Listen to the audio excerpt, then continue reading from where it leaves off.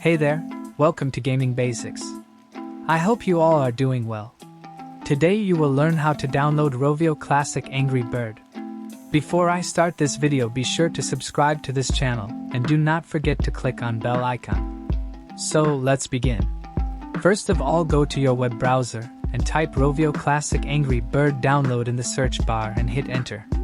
Now you will see this page. Click on the first link of Modialo. After clicking on it, you will go to their home page and now scroll down and click on download button. And after clicking on it, the game will download. I hope you guys like this video. I will see you in the next one. Thank you guys for watching this video and make sure to subscribe this channel and don't forget to hit the bell icon.